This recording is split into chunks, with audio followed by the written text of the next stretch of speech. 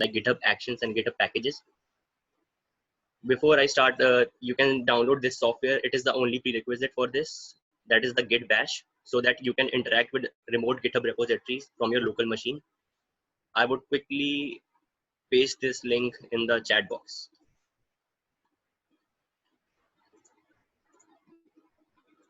Where do I return?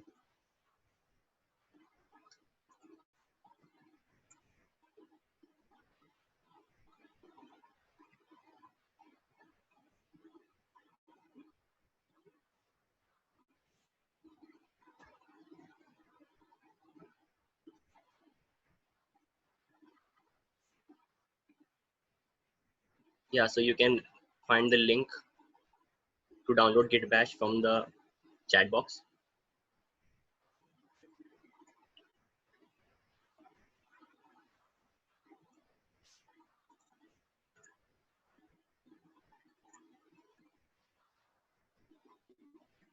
Let me quickly make this repository public so you can read along with me and work along as I do it.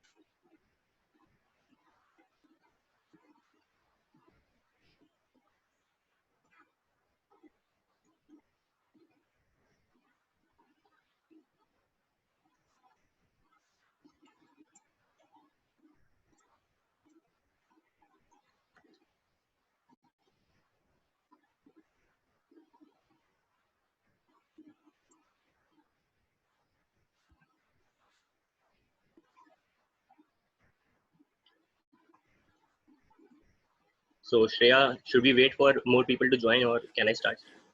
I think we can wait for a couple of minutes. Okay. Yeah. In the meantime, you can give your introduction so that, we can get to know each other in a better manner. Sure. Sure. Nishka, Okay. you could also, give your introduction and let the participants know more about you. Okay. So let me quickly introduce myself. Okay. Good morning, everyone. Thanks for joining this session on Introduction to Git and GitHub. My name is Nishkash Raj. I am a BTech engineering student at University of Petroleum and Energy Studies, where I'm currently pursuing my computer science degree with specialization in DevOps. Coming to the fact that why I'm taking this Introduction to Git and GitHub session is obviously because of my some achievements that I've done on GitHub platform. So as you can see my GitHub profile, I have been working consistently for the past year and trying to contribute on the platform each and every day. The quantity of contribution does not really matter. The fact that is very important is that you should contribute consistently.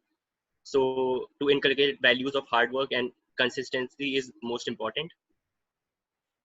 I would not take much time introducing myself. If you want to connect with me, I have already shared the repository link in the chat box because I did not want to create a PowerPoint presentation since we have marked down options in GitHub. And in the repository, you can see my GitHub ID, LinkedIn ID, and Twitter ID. Apart from that, people generally ask me what was my main motive and motivations and how did I manage to work consistently every day. So for that, I have written a blog. You can read it from here as well. So yeah, that's my basic introduction.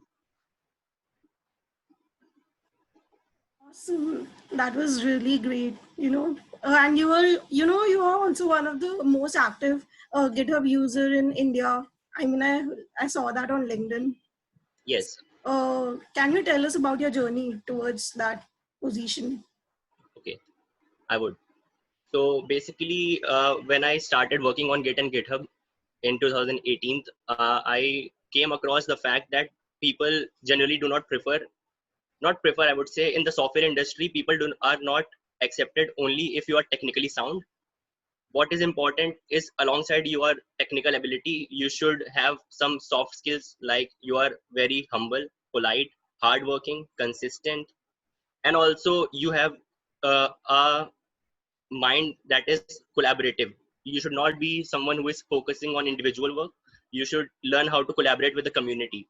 So when I started my journey of collaborating with the community, I joined Twitter and tried to interact with many people who were working on GitHub. So I came across the challenges like 100 days of code challenge, 301 days of code challenge. The basic idea behind that is that you have to learn each and every day. Learn anything. It does not matter that you are learning something as complex as machine learning or as simple as C++ or codes.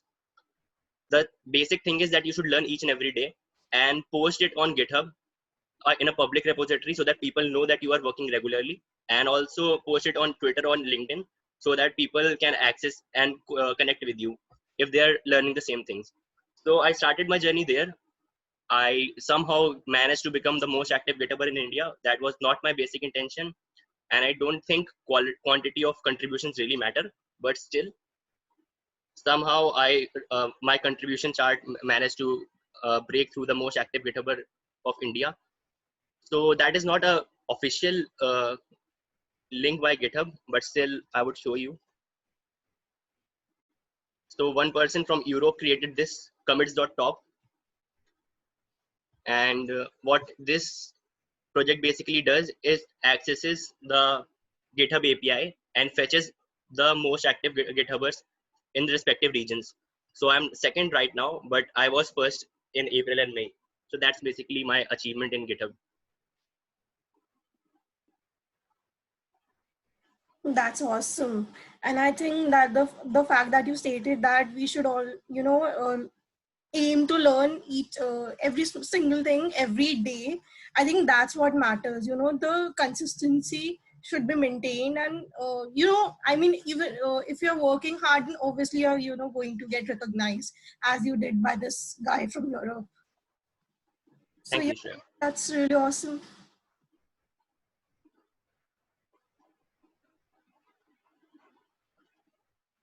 Okay, shall we start as we are less on time, I guess? Yeah, I think we should start. Okay, since I've already introduced myself, I'm not going to do that again.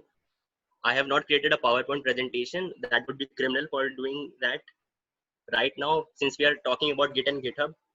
So GitHub has an inbuilt PowerPoint presentation like tool for documentation, that is Markdown language. I have created the entire presentation for today in Markdown. I would tell you about Markdown later in this session. Let me quickly introduce you guys with the agenda for the day. Firstly, I will talk about introduction to Git and GitHub. What is Git? What is GitHub? What is open source? What is version controlling? And what is the difference between Git and GitHub? Since many people are generally confused about that. Then coming on the next thing, I would give you a brief demo about how to get started with GitHub and how to contribute in upstream projects that are open source. Then I would give you a brief introduction about the latest technologies that were released by GitHub last year, that is GitHub Actions and GitHub Packages. So let me quickly start with the first agenda, that is introduction to Git and GitHub. Now I know the theory sessions can get boring, so I'm not going to bore you guys with more theory. I would keep it more of a demo kind of thing. But still, since many people who have joined are very new to Git and GitHub, I'm going to introduce them briefly to this. Before I introduce you to Git and GitHub, to people who want to learn more about Git and GitHub completely, I have given you the link in the repository to the official ProGit ebook. So the founders of Git have written an ebook that is open source and you can read it, and it is available to be downloaded in PDF format as well. So if you want to learn more about Git theoretically, the commands and all, you can download this ebook. Starting with the session, introduction to Git and GitHub. So before I come to the tool that is Git and what is GitHub, I'm going to start with the basics. So what is source code management? So in software industry, small projects are rarely a thing. Generally, the projects are very long. That is, they might extend to 10,000 or 100,000 line of code. The most popular GitHub repository that is currently today that has around 100k stars, that is Linux repository by Linus Torvalds. So that has 22 million line of codes. So working on that, and it has about 10,000 contributors to it. So managing such a large repository and managing so many people all together, understanding who is working where is very difficult. So for that, manual work is obviously not optimized.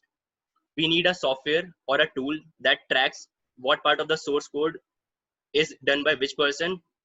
We have to track when was the last commit created, last change to the source code done, and many more things that come with it. So basically, source code management is also important for collaborative development where multiple people come together to work on a large piece of code. Okay, coming to the components of source code management. If you are new to Git and GitHub, I would first take an analogy so that you can understand it. Suppose I have a folder on my local machine that has photos, my photos, say that of previous weddings or celebrations, anything. And suppose my repository is Google Drive. So repository is basically a remote storage, and a directory, a working directory is basically my local copy of it on my local machine. Similarly, server is where the repository is hosted, remote repository is hosted. Client is basically where the working directory is hosted. In terms of source code management, trunk is basically the primary code base. So our source code is not always the main source code. Our source code may be their feature branches or different version of it. Our primary source code, which you call main source code, which is generally hosted on the master branch if you are known to GitHub, that is called trunk.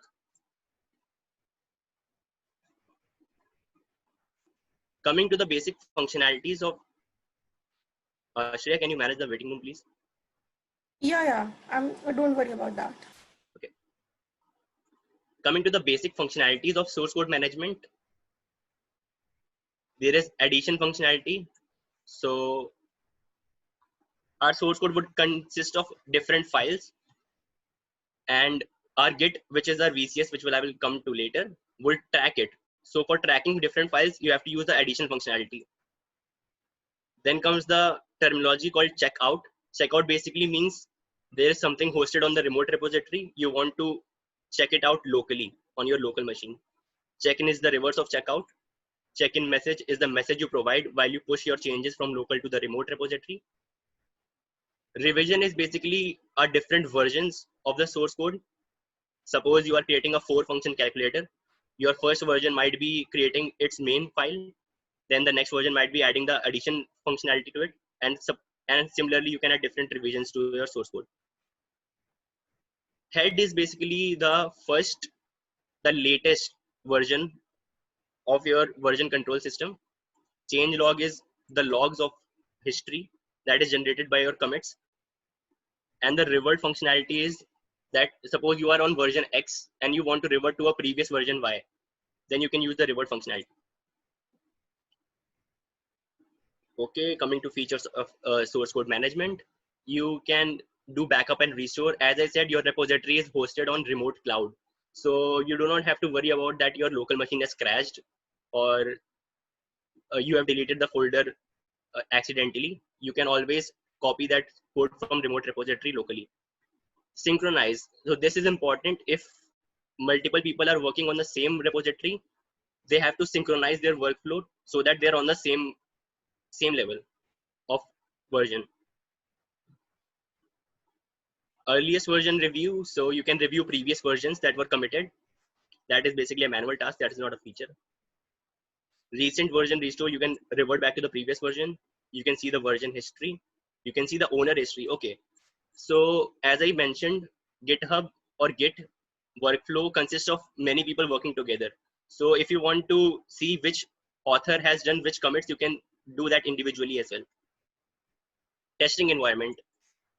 I would come to the environments of Git later, but for now you can understand that apart from the local machine and the remote repository, Git also maintains a staging environment where you can push your changes locally.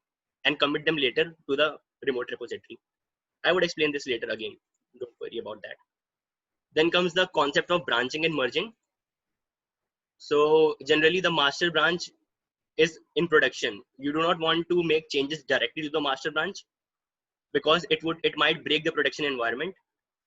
You have to work on them individually and in isolation. For that, there is a mechanism of branching, and you can merge those branches to the main branch again. So that is the concept of merging.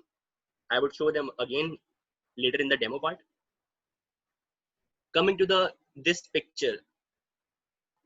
So to understand this picture, I would have to first tell you about the normal SDLC flow, the software development lifecycle.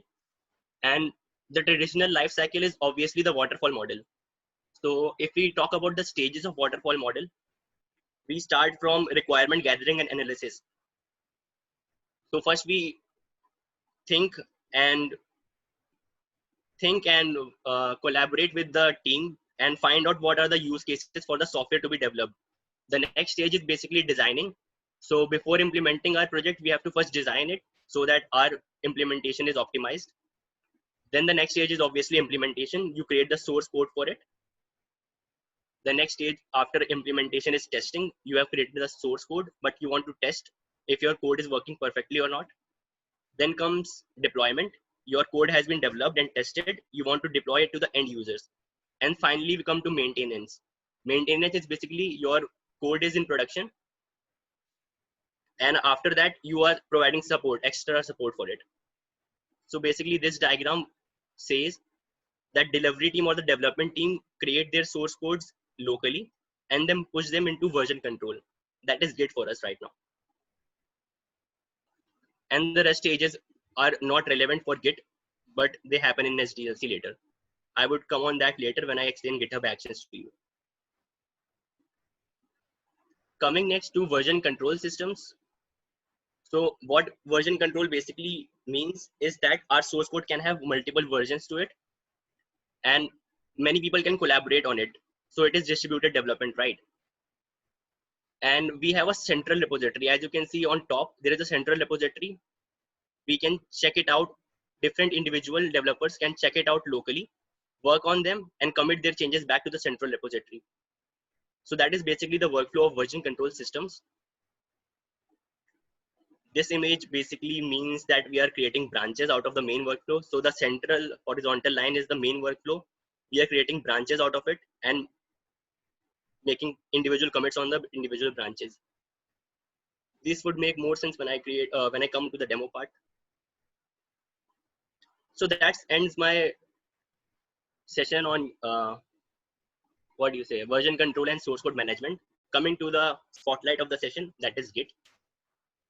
So Git is basically a distributed version control system, as I've written here. It is one of the version control system. It is not the only. There is many different alternatives to it. That is Mercurial, SVN, etc.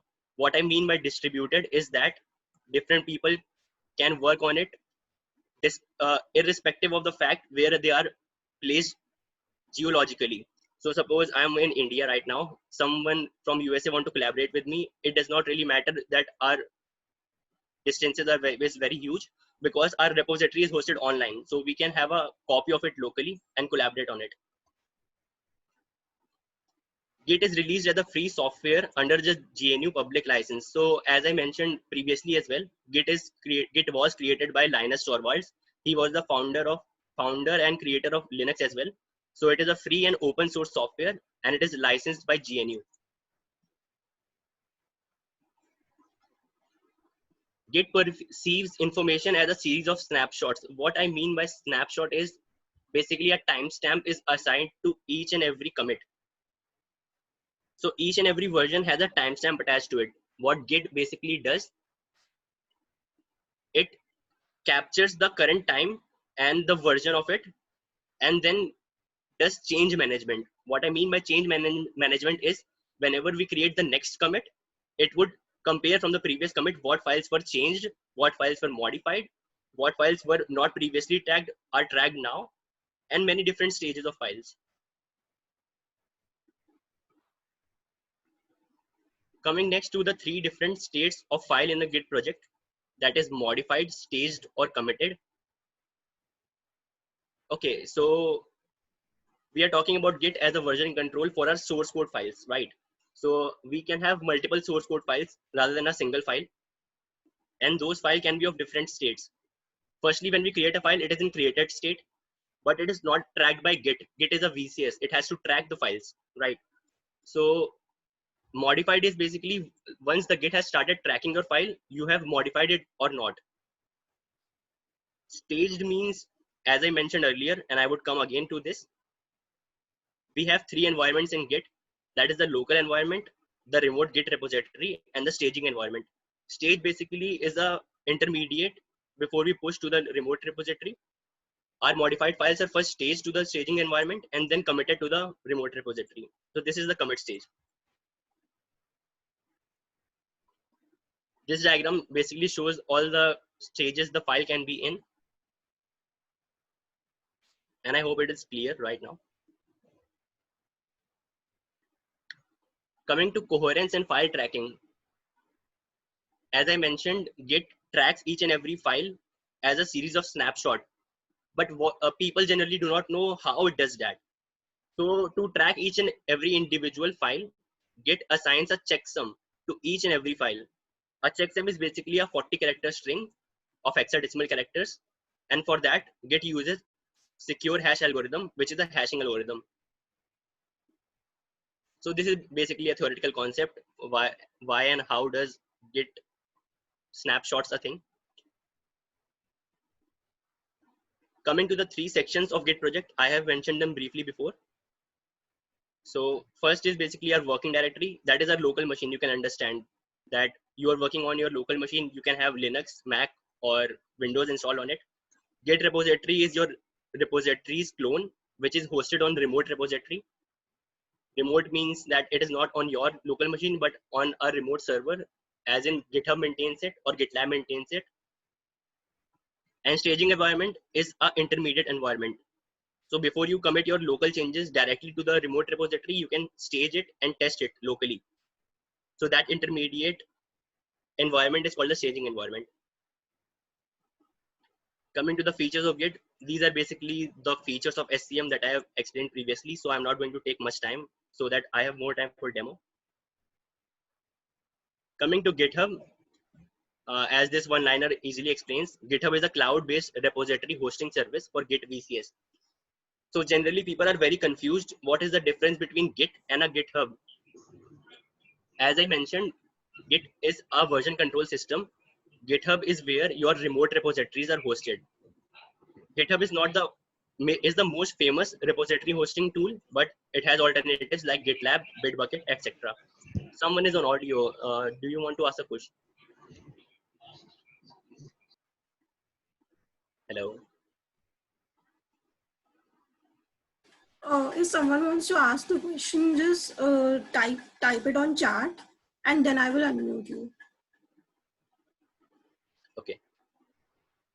Before I head into the next section, which is the demo for Git and GitHub, I would leave you with these links. This repository is obviously public, and you can always come and see this. So this is a link where you can download Git Bash. This is the official link for ProGit ebook, where you can read entire theory of Git. This is very important. GitHub educational pack. I would take few minutes to explain this. So GitHub has created a professional pack. So if you are a student having a college ID, you can apply for it. It is paid, but you can apply for it from your college ID and you will get it for free. So what GitHub Pro basically does, it provides you with credits for cloud and different tools, and you can explore various tools that can be connected with GitHub for free. So I would like you guys to explore this and apply for it. As I said, I am not creating. Yes. I think someone is asking for the link in the chat. For the repository. 1 second, I will. Sure.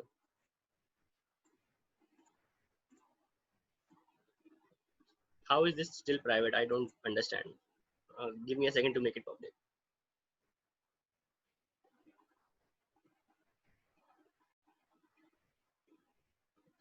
I converted this to public. I don't know why it's still private.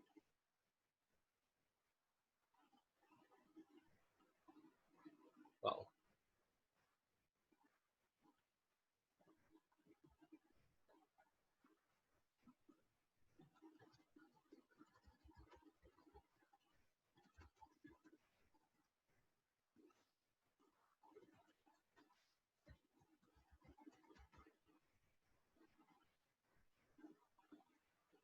Okay, so now it is public.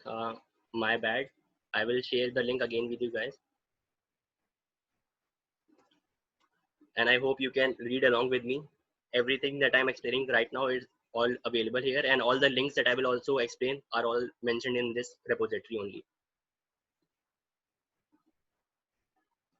Okay, so I missed one link. Yeah, coming to this, as I explained, I have not created a PowerPoint presentation. I have written the entire documentation in Markdown. So if you want to learn Markdown and how to create documentation on GitHub, you can follow this link. Okay, coming to the next agenda, that is the demo for GitHub, how to work on GitHub. I would demonstrate 3 workflows to you.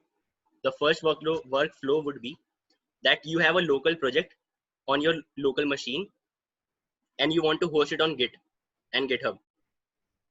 The next workflow would be that you have a project that is hosted on GitHub and you want to create local changes on it. And the final workflow would be, that is most important, you want to learn how to create contributions on upstream projects that are hosted by open source organizations. Okay, before I jump to this demonstration, I would create a GitHub account for people who do not know how to work on GitHub and how have not signed up yet. I do have an extra Gmail account, so I can quickly show you how to do that.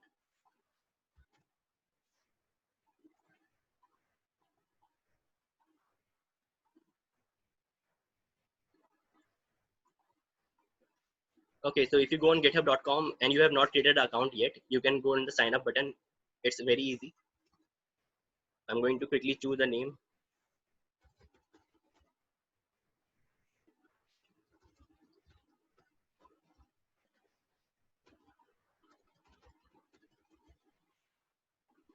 Set a password.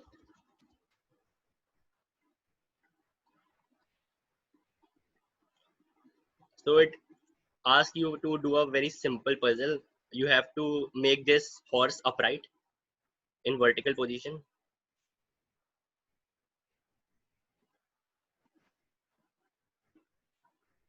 And that's it. Your GitHub account would be created.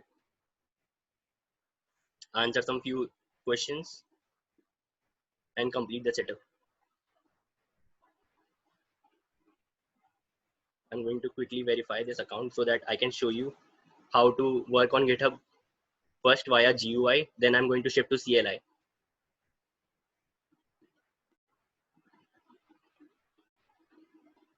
Aryan Gautam is raising hand. Shreya, can you unmute him? No, I have only though I've said to raise the hand of only those people who have created the account.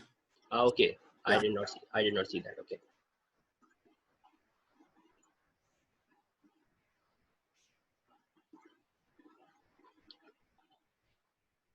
Okay, so if you have created an account, you would get this screen. And now the next step would be obvious to create your first repository. Go on to the repository tab. I'm doing this first via GUI so that you know how GitHub really works. And then I'm going to shift to command line, which is the aim for this session. You click on the new tab to create the new repository. Why this is not verified, I don't know.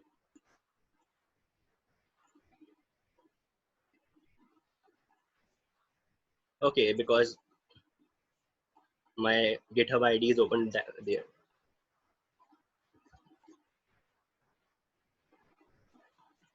Let me show you how to create repository on my GitHub ID then, because I don't want to break my GitHub ID.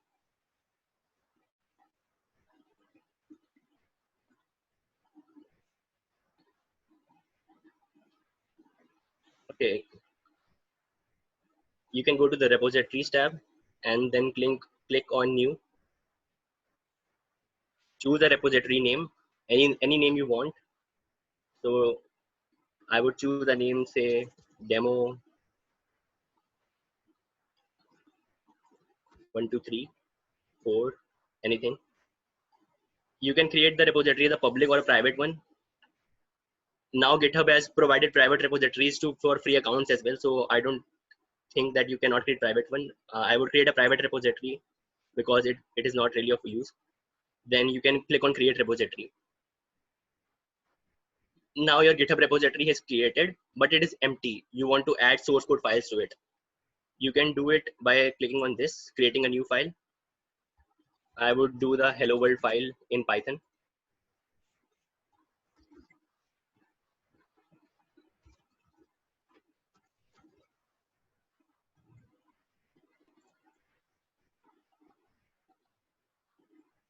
And now your hello world file is created on the GitHub repository.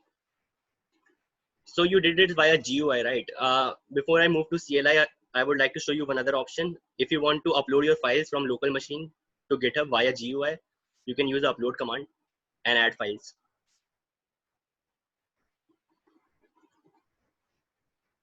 But generally in software industry, it is not advisable or something that is not appreciated that you work via GUI.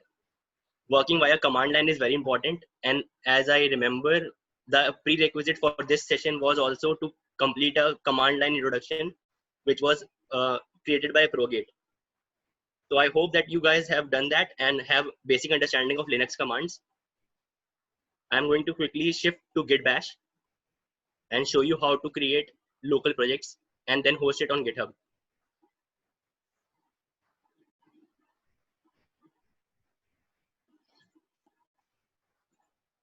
I have provided the link for Git Bash where you can download Git Bash online. So I hope you guys have downloaded it.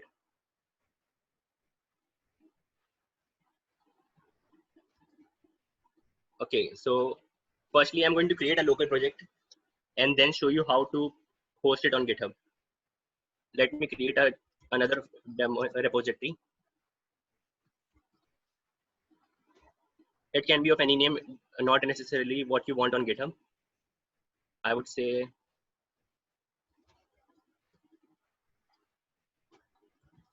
move to the repository. So basically, if you are not knowing these commands, mkdir creates a directory on your local machine. cd is used to shift to that directory. And we create a Python file again, I guess, because Python is the most optimized language in terms of line of code.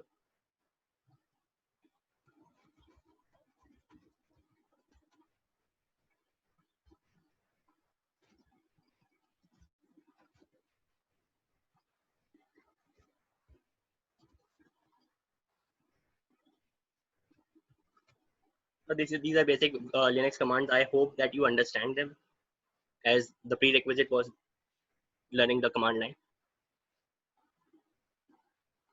And you can see the files in the directory using the ls command, which is this. So we have created a local project. We want to host it on GitHub. For that, the first command is git init. Before I move on, I would like to tell you that all these commands for which I'm going to use later are already written here, so you can read it from the repository as well. So your local project has to be tracked by the git VCS. For that, you have to type in the command git init, and you will see the message initialize git empty repository. When you see ls, you will only see the source code file. But if you type ls -a, which is all, you will see hidden files. And here you would see that a .git folder is created. So this is where the Git creates its staging environment, where all the stage files would be present.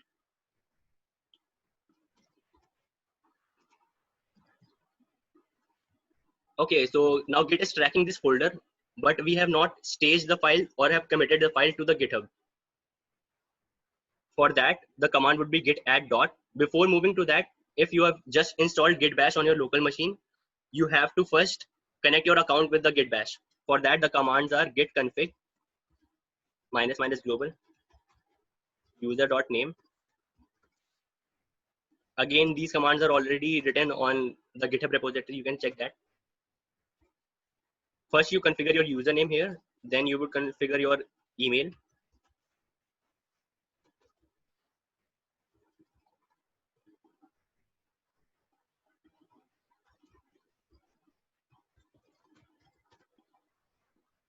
Right. So your Git credentials would be asked only one time, and after that, it would be stored locally. Now we would type in the command git status. What this command basically does, it shows which files are tracked and which files are not tracked, which files are modified, which files are staged, and what files are committed. So all the states the file can be in, it is tracked by git status command. As you can see, we have an untracked file called hello-world.py. So you want to add it to the staging environment. You can do that by two commands, that is git add file name, or you can even type in git stage file name. You can use either of the option. Another option is git add dot. What dot basically means, if you have multiple files in untracked or tracked position, you can stage all the files collectively using the dot command. Since we have only one file, I'm going to use the dot command here and check the git status again. So you can see the color has changed from red to green, which basically means your file is tracked by Git now. It is in the staging environment and ready to be committed to the remote repository. Before I move ahead, I'm going to create another file quickly to show you the usage of Git status. I'm going to use echo right now.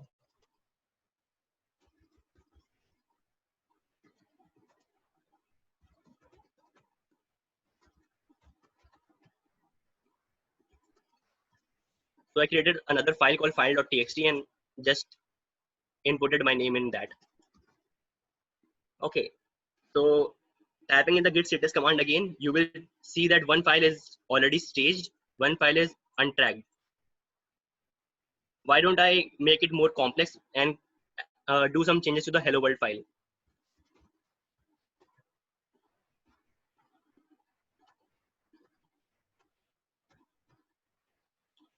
Let me just comment this file. Let me reset and show you the git status again. You would see something very interesting right now.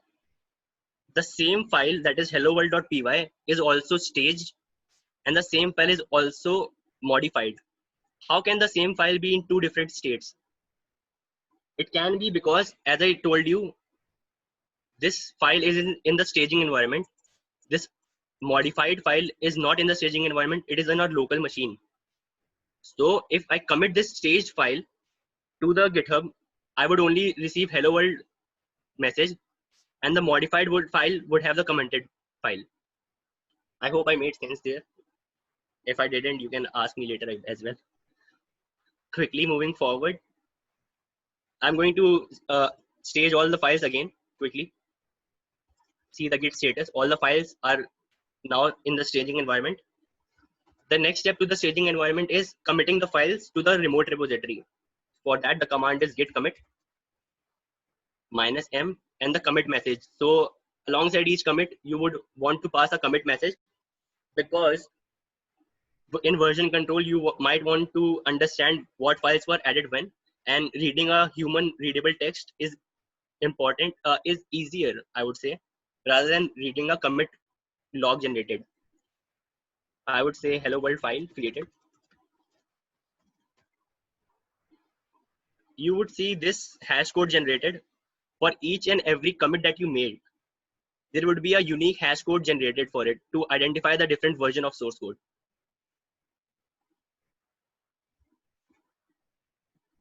Okay, I'm going to show you the log file now using the git log command. What that basically means, git log or git basically tracks each and every commit. So this is the entire commit ID. Git as a VCS tracks only the committed files, not the staged files. As you have seen in this demo, I have staged the files twice or thrice, but in the commit history, you will only see one commit. So different versions in Git are generally commits, not stagings. And you can see the author name as well and the timestamp. As I mentioned in the introduction, each and every commit has a snapshot which is assigned a timestamp. So this is the timestamp for the commit. Okay, you might be wondering, I have committed this to a remote repository per se, but I have not created a remote repository where these files are pushed to. So for that, as I mentioned, we need a GitHub for remote hosting. I would create another repository and host these files.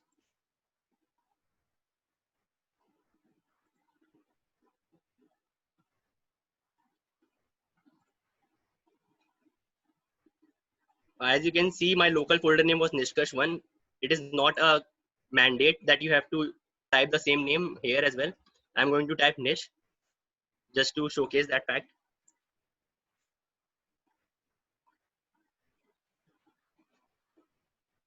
Okay, so a remote repository has been created and our local project is also created. But the machine does not understand where the remote repository is, right? We have to link the local repository with the remote repository. For that, you have to add a link, and the command for that is git remote add origin. Again, this origin name is basically the name of the link we are creating. It can be anything, but as a standard, software developers usually use the name origin. You can use any other name for this. And then you can pass the URL for the repository where you are pushing the changes.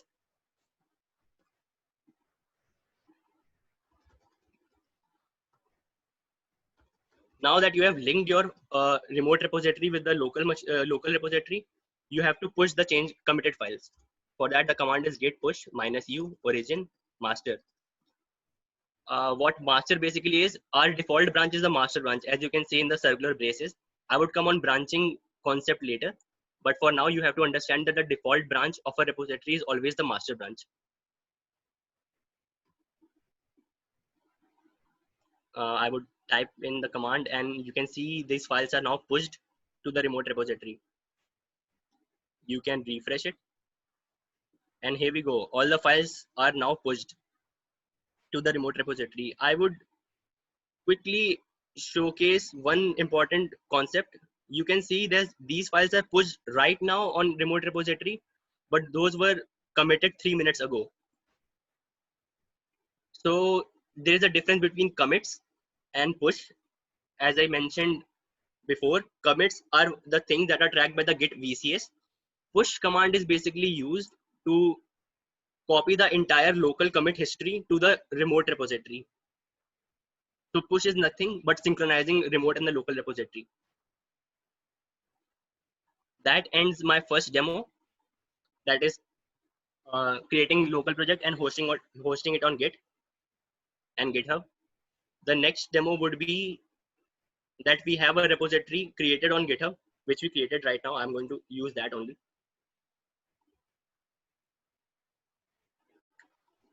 So this repository was created by me a few minutes ago. Suppose I have to make some local changes to it. How would I do that locally on my local machine? You have to copy this URL. Let me reset it and move away from this folder. Okay. So we have a remote repository. We have to download it or say bring it to our local machine. For that, the command is git clone. Clone basically downloads all the files and tracks it via Git here on a local machine. And you have to pass the URL here.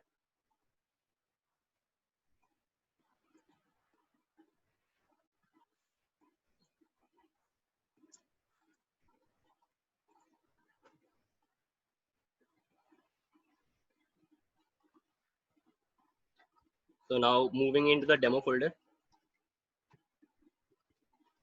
we have the hello world file that was on the GitHub. Suppose I have to make some changes to that. I would use the vim command to open it in an editor and say add some few lines to it.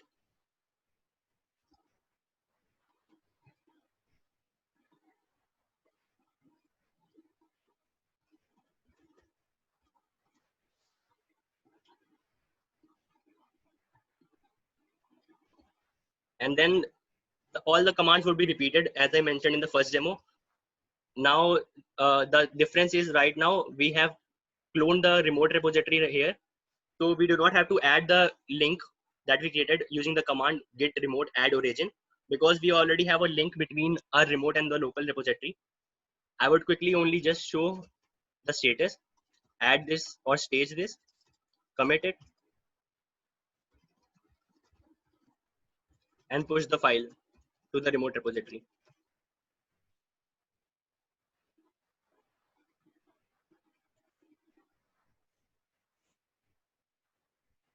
So these are the basic things to how to use GitHub basically, which is pretty easy, I guess. The important concept is, which I would like to focus more on, is contributing to upstream GitHub projects. So talking about open source, various communities and organizations have started making their large projects public and open source. Open source basically means the source code of your project or the software is visible publicly.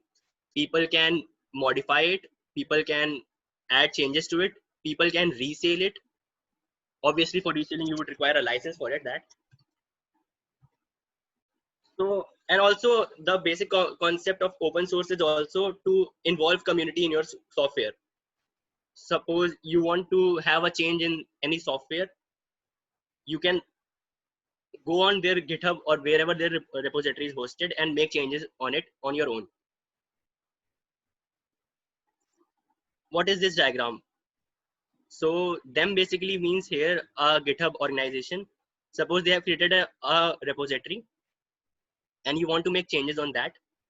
So this is the remote repository of theirs. This basically is the logo of GitHub. This is the local machine and this is the horizontal line dividing that.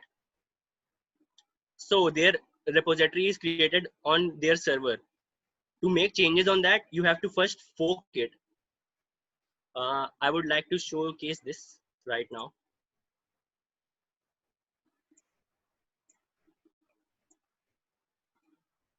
Okay, let me go to my this ID.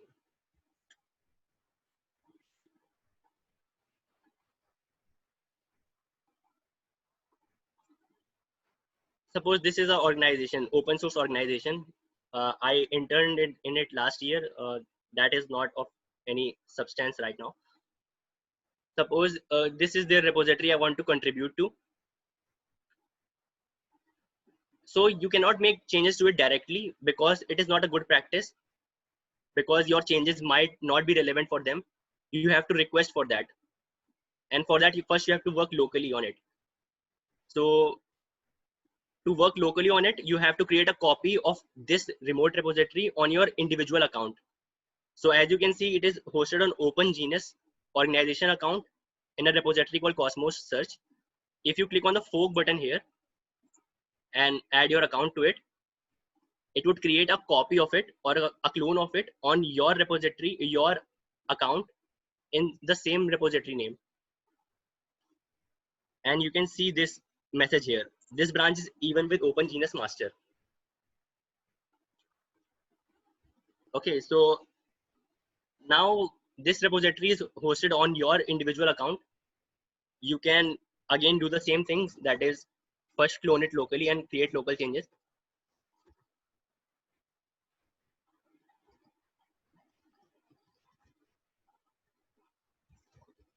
Again, the command would be for that would be git clone.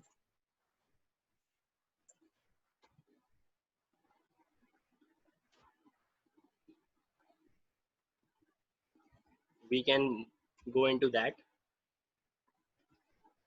local folder, see the files that are present using the ls command, and suppose you're going to create any change to it. So if you want to create changes in open source projects, you can go there and see the issues that are in that repository. You can raise the issue on your own as well. But the basic thing is you can see the issues that are in the repository.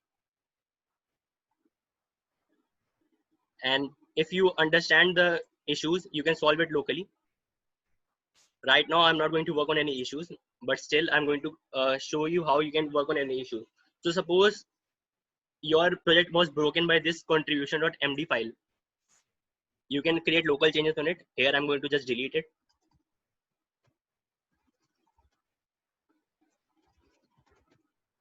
And all the commands would be same.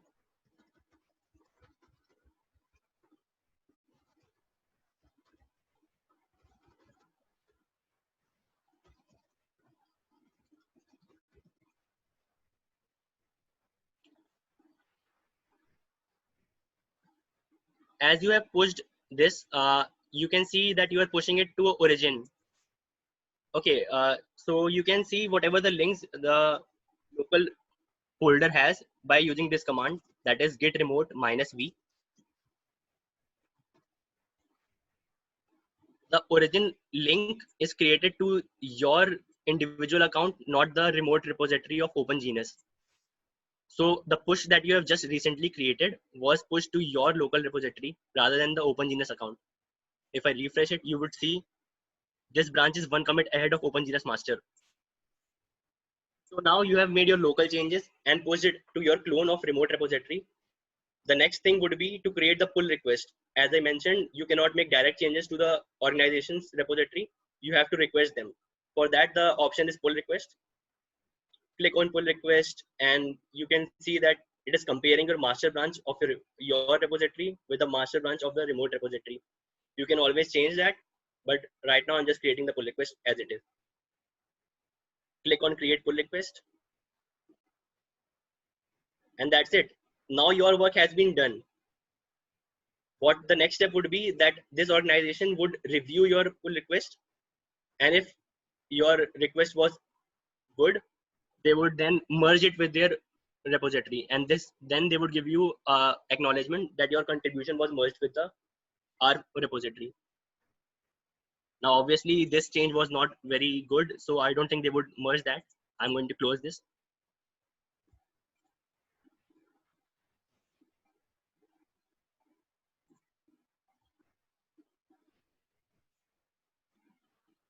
The next step I would come to is that your work is complete.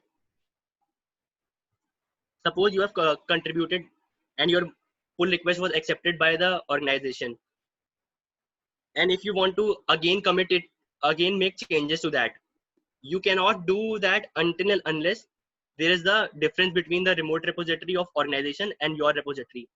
As you can see, the difference is the branch is one commit ahead of OpenGenius master. To create further changes and create the next pull request, first you have to synchronize both the your remote repository and the organization remote repository. I would tell you how to synchronize that using this demo. As you can see, your only link right now is origin, that is to your repository. We have to create a link between our repository and the organization repository. We are going to add that using the same command, git remote add, create a link called upstream, and then link this their organization repository right now.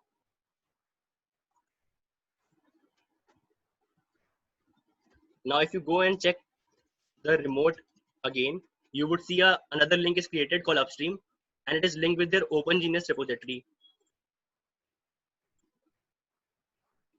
So the changes are made in the OpenGenius or the organization repository. We have to fetch them locally. For that, the command is git fetch upstream. Upstream is the link for that. Once the remote changes are pulled locally, you have to merge them with your local repository. For the command, for that, the command is git merge upstream and master. Master is the name of the branch where you want to merge it. It says already up to date, so I don't know. The next command would be git push -u origin master.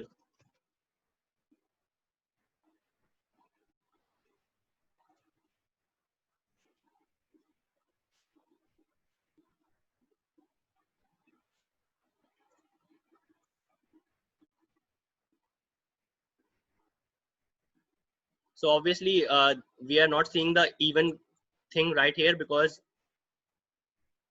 the pull request was not accepted. But once your pull request would be accepted, you would see the message that this branch is even with the OpenGenius master. That ends my upstream contribution demo. All the commands are listed here. You can see that. There are some important miscellaneous Git commands and utilities. Since we are short on time and I want to explain GitHub Actions and GitHub Packages, I am not going to explain them, but I have added a link where you can learn all these. So this is official GitHub Learning Labs. You can learn all these commands by completing this course that is developed by GitHub.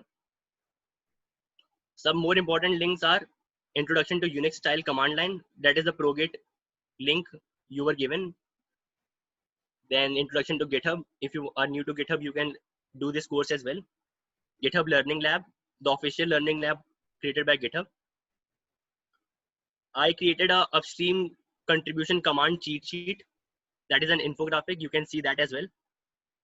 I would like to focus on this very much.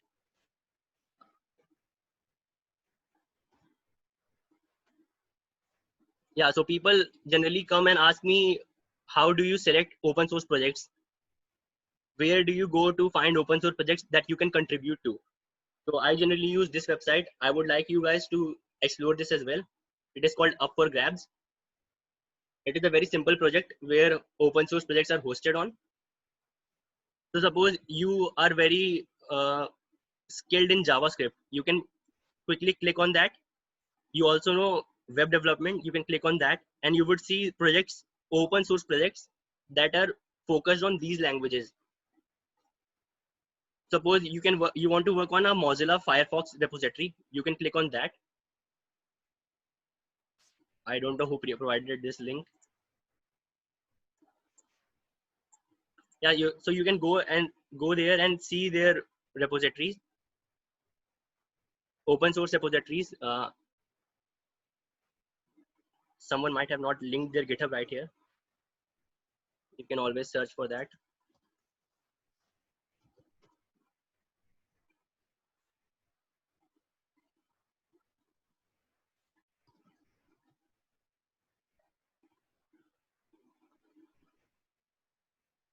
Okay, so these are the Firefox repositories present that are open source. You can go and create contributions there. As you can see, I searched JavaScript and this is written in JavaScript and web development language called CSS. So you can explore Up for Grabs to find upstream projects you can basically work for.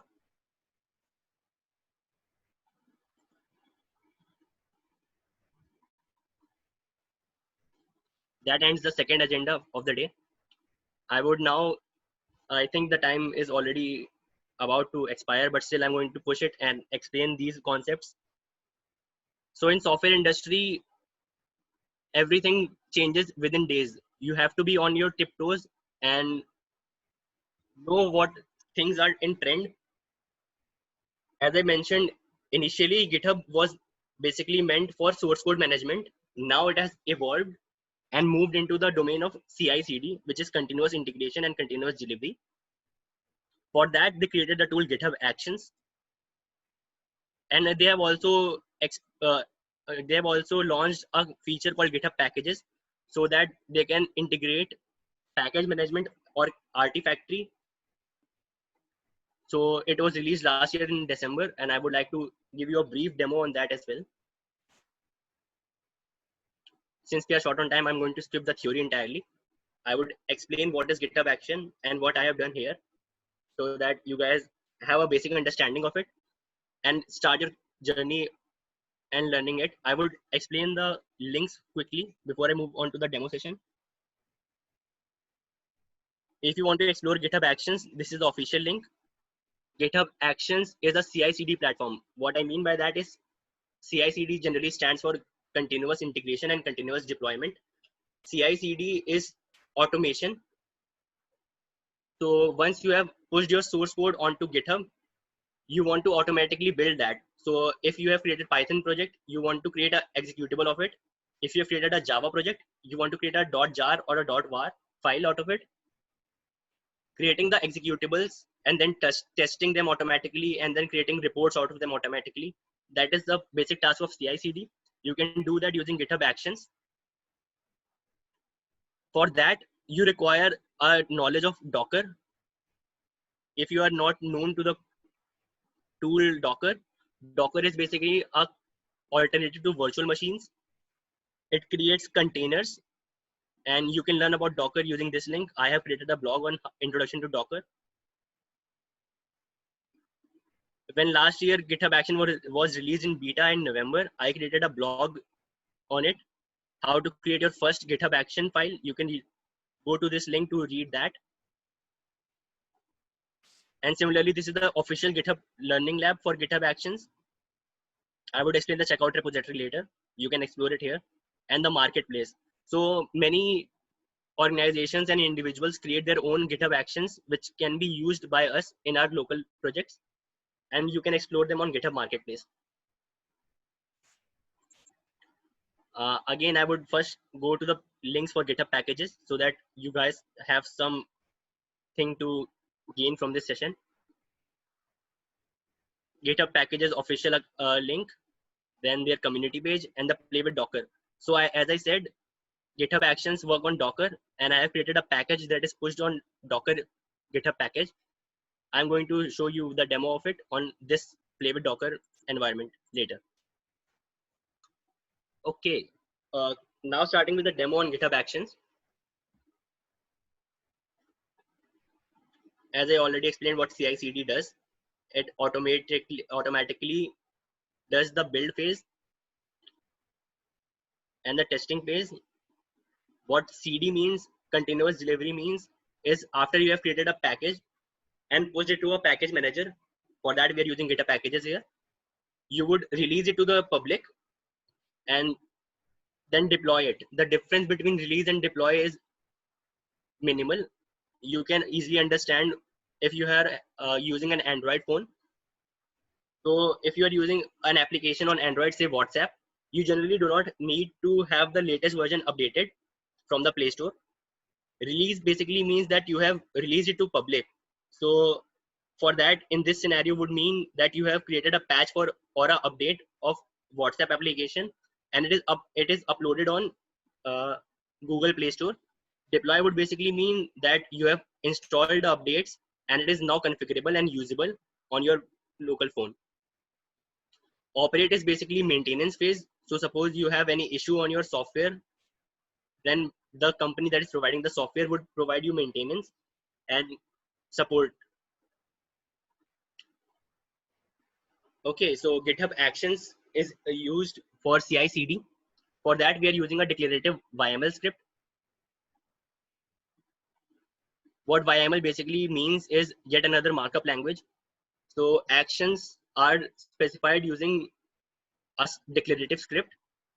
I would show you this workflow here. All the declarative scripts have to be defined on your GitHub repository in .github/workflows folder. So as you can see, I have created one declarative script on this here. The name of the workflow does not really matter. On push basically means that whenever you create a push or a commit to this repository, this CI/CD workflow would always run. Then there is an environment variable called compiler. You can name it anything you want. The jobs that this would run is basically these: uses actions checkout to. As I mentioned in the link section, this is the checkout repository created by GitHub Actions itself. What checkout basically means is that this script would automatically pick up various variables from your repository. So as you can see the script here, github.actor, it would automatically pick up your username. For me, that is Nishkash Raj. It would automatically pick up from this script. Then GitHub repository, it would pick up the repository name. Why this is important is because suppose you are a user named XYZ and create another repository of any other name, you can simply copy this script and it would run. You do not have to hard code your username here. You do not have to hard code your repository name here. It would automatically pick up your username and repository name again and again. So that is the importance of checkout. the first task of my GitHub Actions would be to build the Docker image. Before I show what I am building, I'm going to explain the Docker image.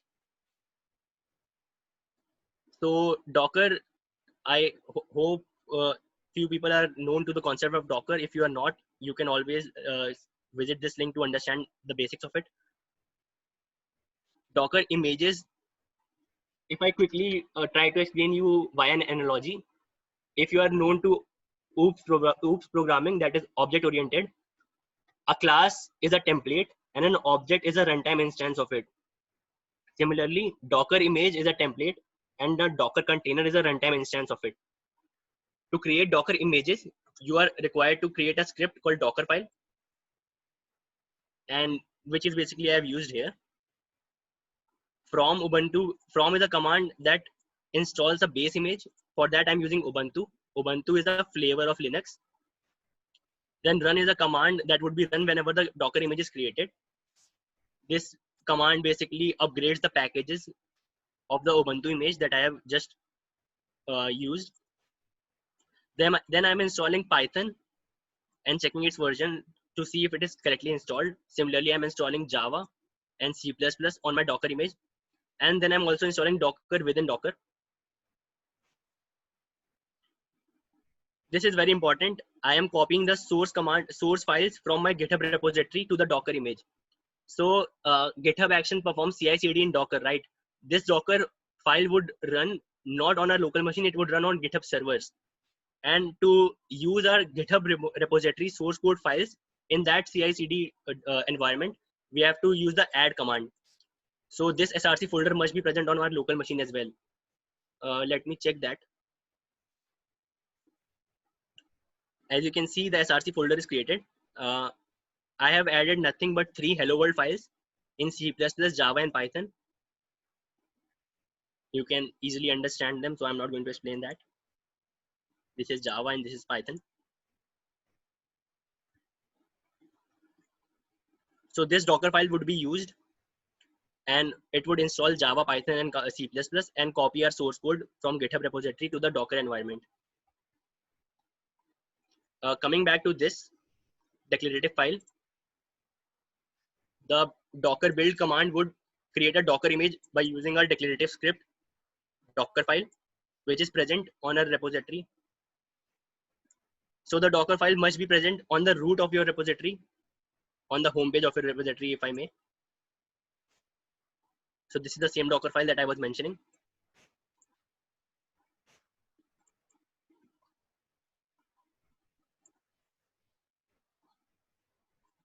Then it logs into the registry. So as I talked about GitHub packages is suppose Google Drive, say. So to send your files from local machine to Google Drive, you have to first authenticate to it. So I'm just passing my secrets.js token and then using the login command.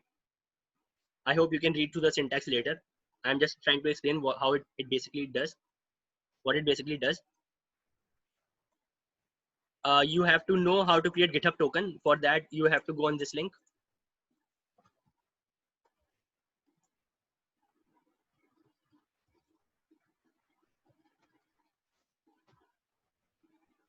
Yes, so if you want to create a personal access token, what that basically means, if you want to authenticate into GitHub services without having to hard code your username and password everywhere, you can create a token. So you can leave anything as a note, add the repository tag GitHub packages since we are using, and then workflow since we're using GitHub Actions, and then create a token.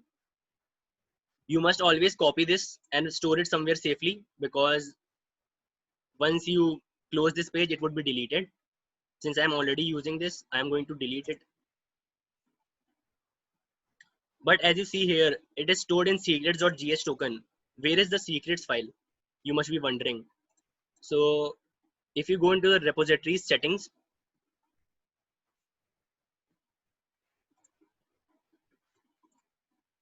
and into the secrets folder, you would see that I have created a variable called JS token and passed my token here, that it is not accessible to anyone, because you do not want anyone to access your public or individual GitHub ID. So I have stored it as a secret file. No one can access it, not even me. I cannot see that again. I can only update it or remove it. The next step in the GitHub action would be to push the image. So we have authenticated to the GitHub package registry.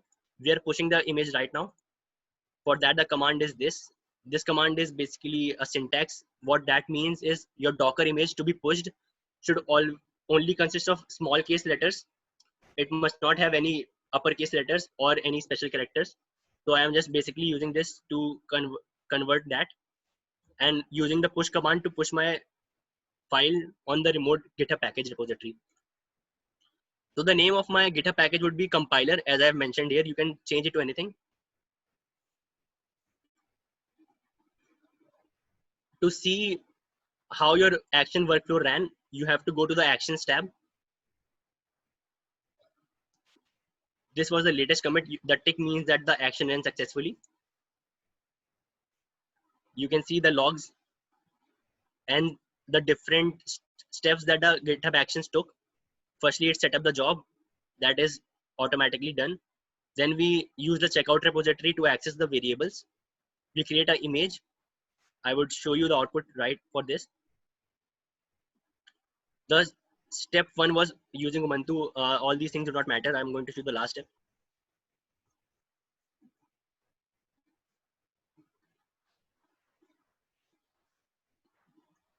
That was installing Docker. So if you check this, Docker was successfully installed in it.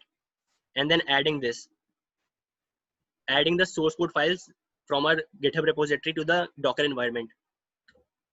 And then you log into the registry and push your file to the GitHub packages. To see where your GitHub package was stored, you go onto the homepage of your repository and into the package page. Here you see the compiler image that I mentioned in my actions file is pushed. Now the only thing left for us to do is to use this Docker image locally. For that, the prerequisite is that Docker must be installed on your machine. Since Docker does not support Windows Home and it is difficult to install on Linux as well, it does not have a simple command. I hope that all of you must not be having Docker installed. So I'm using this online platform called Play with Docker. You can use Docker commands here itself without even installing it on your local machine. I have given the link in the repository, so you can access Play with Docker from there.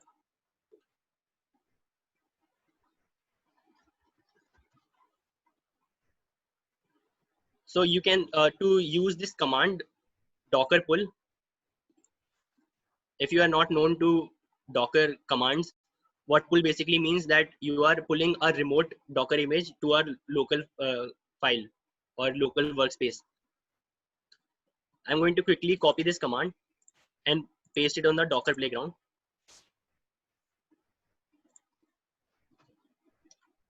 And you would get an error response. Why? Because to access this Docker image, you first have to have the access to it. So you have to provide the credentials to access this image. I have my GitHub token copied here, so I would use that.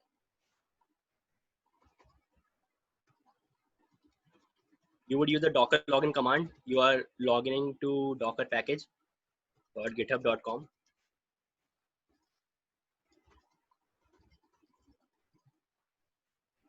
You have to provide your GitHub username to access GitHub packages. For password, I'm just pasting my Docker, my credentials, and then login is succeeded. Quickly resetting it, and then again pasting this command. That is the Docker command, pull command. So now you can see we are pulling our Docker image that was hosted on my GitHub packages to the local repository. It would take some time because it is around 900 MB. I hope my internet connection is not too bad.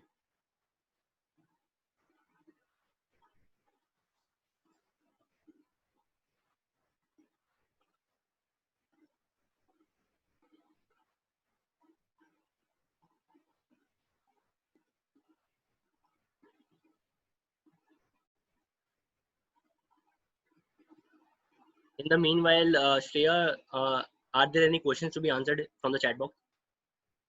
No one has really written on it. Guys, if you have any doubts, you can ask right now. And the session is supposed to be interactive, so please, ask as many questions as you can.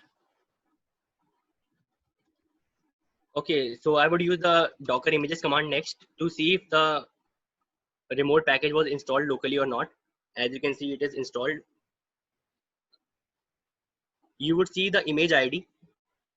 You can copy its first 3 letters and then create a Docker container out of it. As I already mentioned via an analogy, a Docker image is a class and a Docker container is an object. So the runtime instance of a Docker image is a Docker container. I would create a container using the Docker run command minus IT tag for interactive terminal out of it, and then pass the first 3 letters of the Docker image ID.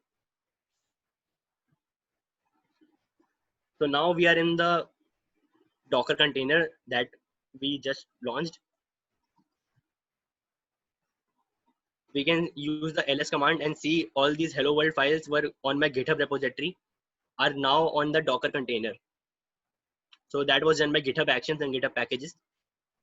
We can verify that by typing in the softwares that we installed. So we installed Java there. It is installed. We installed Python. That's installed as well. Then we installed G++. That is the C++ compiler. And we also installed Docker within Docker. So all the softwares are there. We can, as a final demo, we can run these files, hello world files. Nishkarsh, Aryan has got something to say to you. Okay.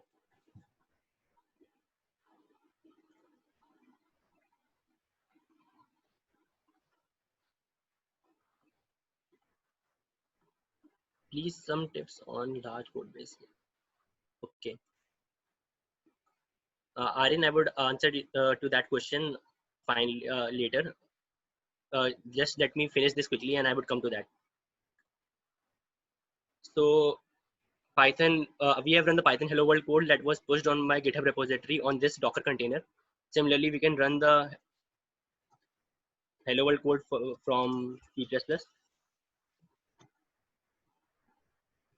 and use the a.out command. Similarly, for Java, we can use this.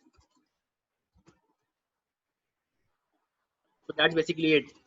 So I have shown you the integration of 4 tools, that is Git, VCS, GitHub, that is a cloud-based hosting of it, GitHub Actions, that is used for CI/CD, and GitHub Packages, which is used to store Docker images remotely, and also a Play with Docker, where you can launch your Docker containers and work on them.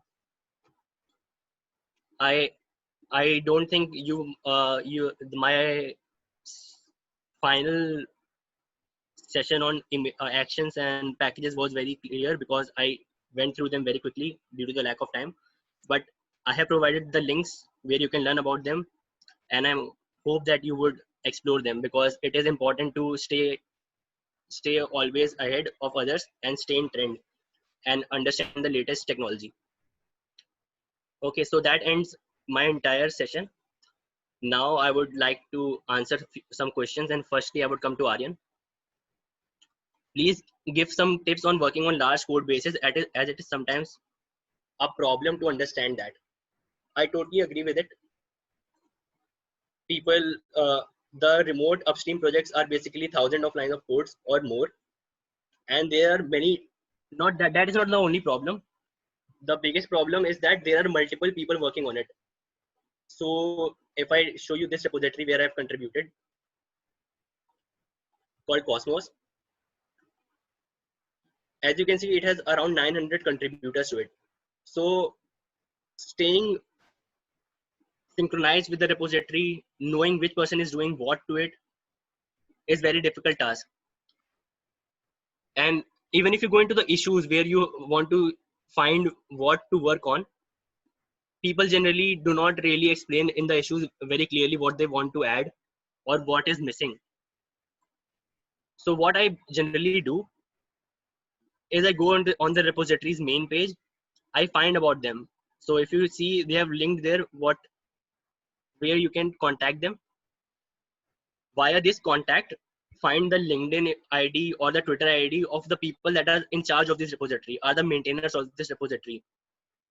Connect with them and contact them. What are the issues that are you are facing? What issues can be worked upon? So contacting people is very important. Not only you would know exactly what you want to contribute, you would also get to know people and make connections. So the owner of this organization, say I know him, Aditya Chatterjee. If you contact him on LinkedIn, he's very active there. So you can contact him and he will tell you the Cosmos has this issues. If you want to contribute it, you can do this via this link. And he would also set up a chat where you can contribute with the rest of the maintainers. So the easiest way you can contribute to large code bases is to contact the people who are maintaining it. I hope that answers your question.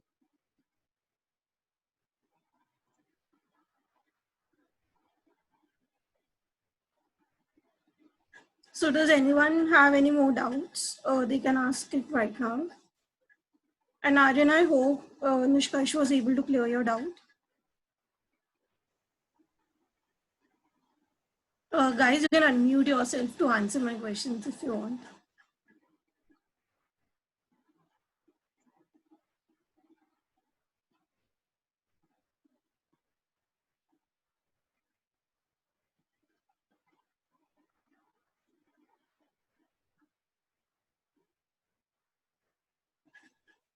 All right, Nishkash, it seems as if no one has any doubts. I think everyone understood whatever you taught pretty well. That is awesome, to be honest. Thank you. Uh, so I so I think everything is done, right? Yes, my part is completely done. Cool. Before I close this session, I would again and again iterate on this fact that this is an open source repository. You can always come and see this. And also, I know that I went through things very quickly. You can always contact me. My contact is given in this repository. And GitHub Actions and GitHub Packages are very important tools and are a must have to be in the software industry right now, because continuous integration and continuous deployment is very necessary. So I would love you guys to explore this. And if you have any doubts, you can always contact me, and you can use the links that are provided in the repository always. Nishkash, so Bharat has a doubt. Can you tell about branching in brief? Okay, sure. Sure, obviously. Let me show you quickly how to create branches, right? Let me move ahead from this and see if I have another yeah, demo 1, 2, 3. Okay, Bharat, coming to Git branches, as I already mentioned, our default branch is called master branch, right? So if you say a Git branch, you would see only a master branch is created. As I also mentioned that it is not advisable to work on master branches because it might break the master branch. So you want to work in isolation. For that, you have to create another branch. To create a new branch, you can use the command called git branch and then the branch name that you want to use. And you can again check the different branches present using the git branch command. So the branch niche was created. To move to the branch that you have created, since you can see I am all again on the master branch right now, you can shift to the branch using the git checkout command. And you can see the branch is shifted from master to niche. I'm going to quickly check out again to master branch and show you how to create a branch and check out simultaneously using a single command. So for that, you can use git checkout -b and another branch name. So it creates a new branch called Nishkarsh, and it is also directly shifted to the branch. That's how you create branches. Now, if you see ls, you are seeing the same file called helloworld.py.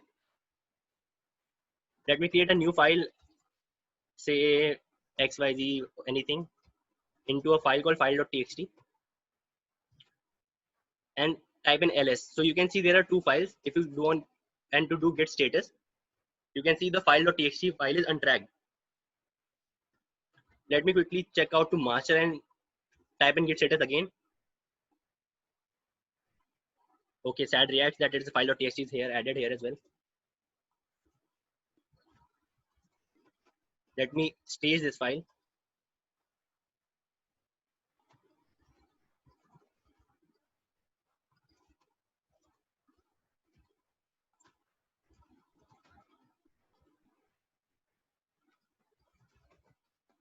Moving back to master, maybe my concept with master branches is very bad. I have not worked upon that, but still I would try to explain it clearly.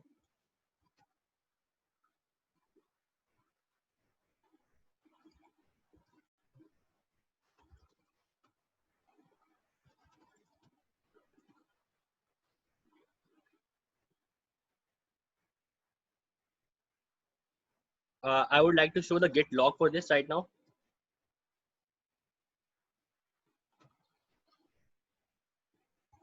Okay, so this is quite confusing. If you want to see the git log in a optimized manner, you can use this command, which I generally use: git log --, one line, --, all, --, decorate.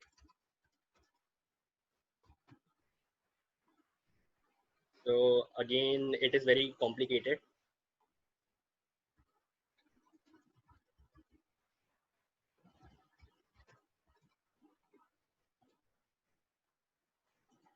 I'm going to commit this so that we have a difference from our master branch and to the local branch called Nishkarsh.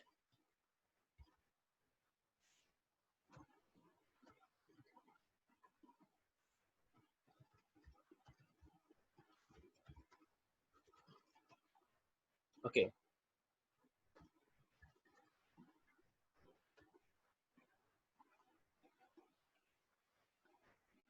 So now you can see your master branch is one commit behind, but your new branch called Nishkarsh is one commit ahead in the log. The logs are obviously vertical, means the first topmost commit is the recent.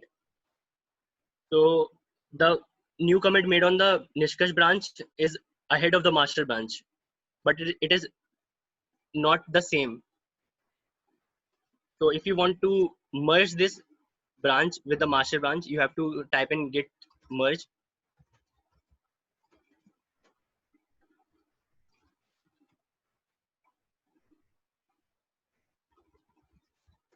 Master / the branch name. If I'm not wrong, maybe it might be the opposite of it. Okay.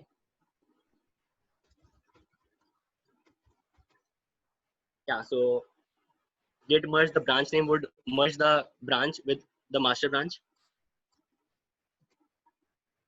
And you can already again check the log for this. And now you can see the both the branches are on the same level again. So I would like to say that my concept of branching is not up to date, I guess, but still I hope that you understood something out of this and can work upon it again. The link for the learning lab is shared in here, which would teach you git branches much better than I did. So this is the git learning lab, and you can learn about branches and merging from here.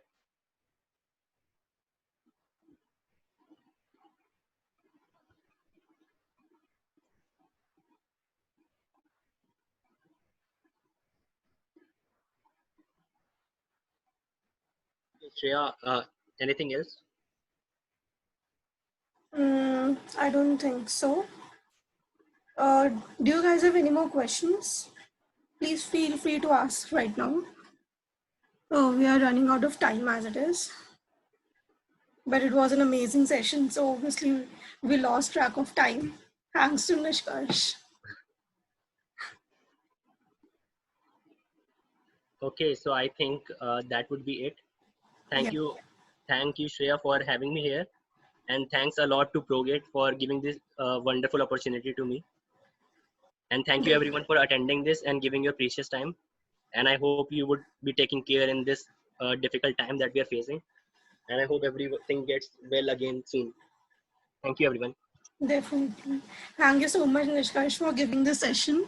It was pretty amazing, and I'm glad that I got in touch with you. And I hope that we could, give work more in future. And thank you guys so much for attending the session and being such patient audience. And I hope you got to learn a lot from the session. So tomorrow we also have another session on Python. So if you guys are interested, you can register. The link is given, has been shared by me on LinkedIn. You can register and you can join the session as well. So I think that's it from my side as well. Thank you so much, everyone, and stay safe. Thank you, Shreya. Thank you, everyone. Great, awesome.